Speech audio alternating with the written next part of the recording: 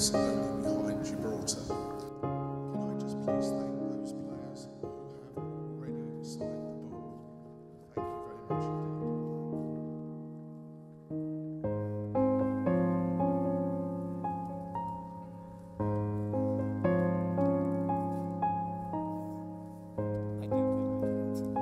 Thank you. It's the first time that I've done a search and not found some metal somewhere.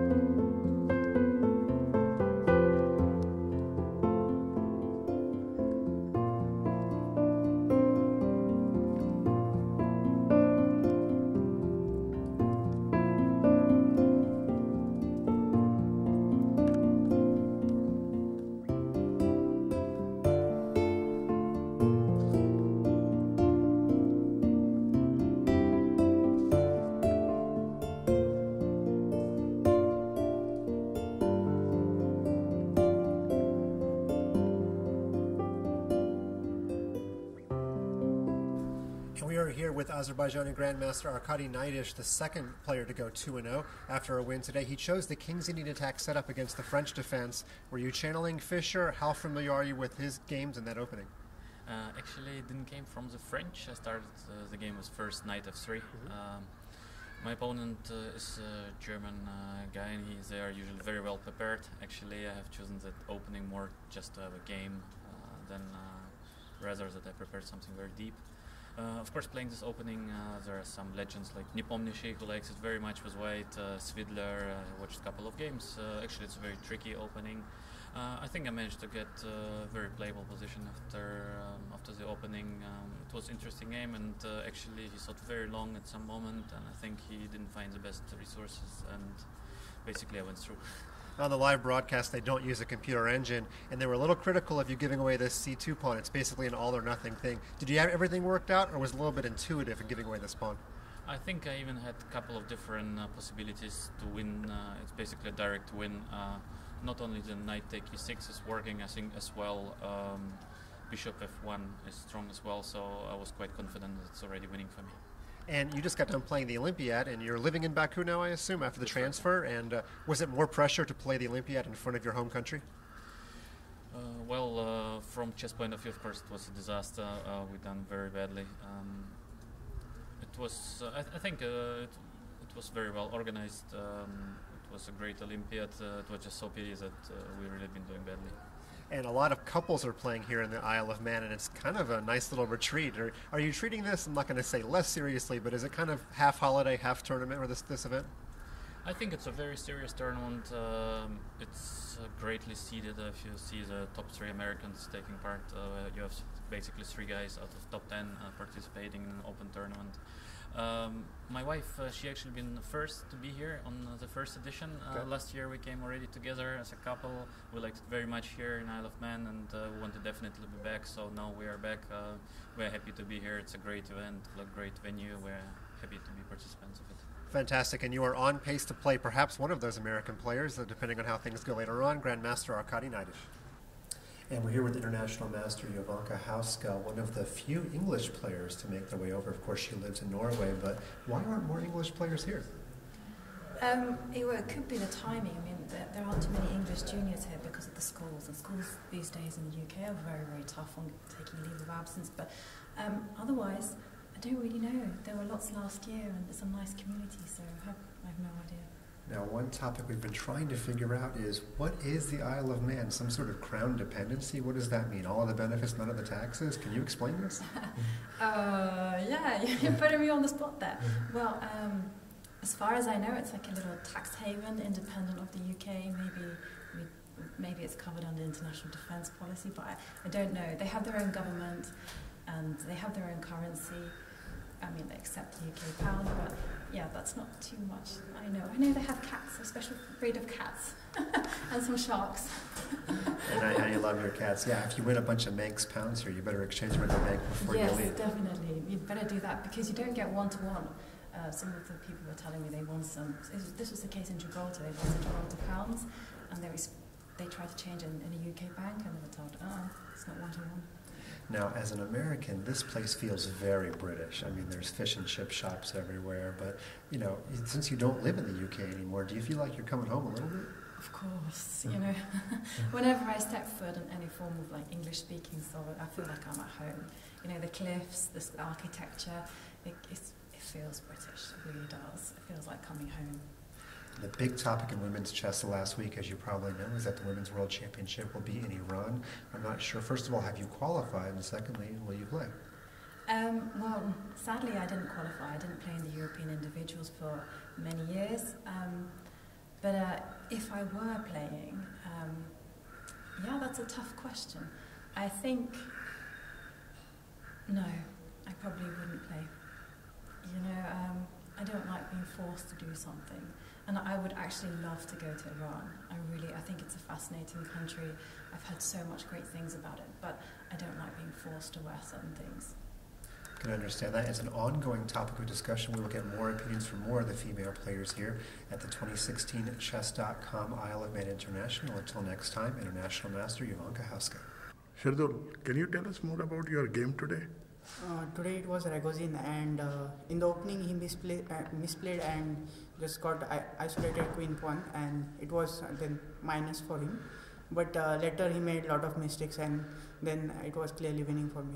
So 1.5 from 2 rounds. How do you feel? I think it's a good start, and I should maintain my score.